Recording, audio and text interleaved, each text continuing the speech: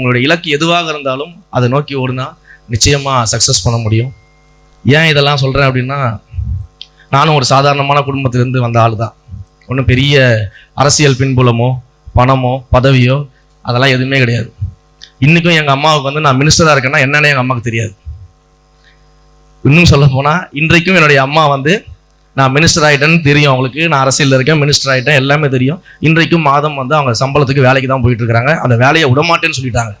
நான் மினிஸ்டர் ஆகிட்டோமா, நீங்கள் வேலையை விட்டுருங்க, நான் அவங்கள பார்த்துக்கிறேன் அப்படின்னு சொல்லும்போது என் சொந்த காலில் நான் கடைசி வரைக்கும் எவ்வளோ நாள் நிற்க முடியுமா நின்றுக்கிறேன். எனக்கு தேவைன்னா நான் வந்து நிற்பேன், அது வரைக்கும் நிற்க மாட்டேன்னு சொல்லுவாங்க எங்கள் அம்மா. இன்றைக்கும் என்னுடைய அப்பா 3000 ரூபாய் சம்பளத்துக்கு தான் வேலைக்கு போயிட்டு இருக்காரு. என்னுடைய அண்ணன் தம்பி எல்லாருமே இன்றைக்கும் வேலை செஞ்சுக்கிட்டு இருக்கிறாங்க. மினிஸ்டர் ஆகிட்டோன்றதுக்காக யாருமே அவங்களுடைய வேலையை விட்டுட்டு என் கூட இருக்கணும், என்னால் அவங்க நல்லா இருக்கணும் அப்படின்லாம் யோசிக்கல. அப்போ இப்படிப்பட்ட குடும்ப சூழல்ல இருந்து தான் நாங்களாம் வந்திருக்கிறோம். நீங்களும் வந்திருக்கிறீங்க. இன்னைக்கு டிகிரி வாங்கக்கூடியவர்கள், வெற்றியாளர்கள் அத்தனை பேரும் அப்படிதான் வந்திருக்கிறீங்க. கரெக்டு தானே? Yes sir. நானும் first generation degree holder sir என்னுடைய ஃபேமிலியில்.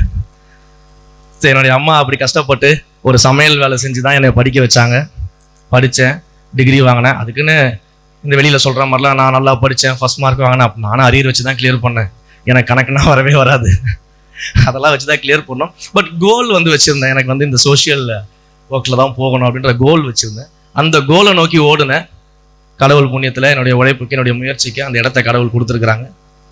அதுலேயும் இந்து சமய அறநிலையத்துறையை என்னுடைய முதலமைச்சர் எனக்கு கொடுத்துருக்கிறாரு. அப்போ நேர்மையா நியாயமா நான் நினைச்சது நடந்திருக்கு. அதற்கான சேவைகள் செய்யணுன்ற வாய்ப்புகள் கிடைச்சிருக்கு.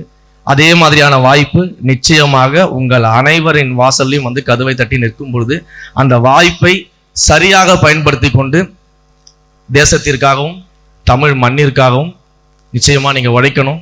உங்களுடைய சமூக சிந்தனை வளரணும். உங்களுடைய பேரண்ட்ஸ், பெற்றோர்கள் உங்களை நினைச்சு பெருமைப்படக்கூடிய அளவுக்கு நீங்க வாழ்க்கையில உயர்ந்து வரணும். அது மட்டும்தான் நம்மளுடைய குறிக்கோளாக இருக்கணும்.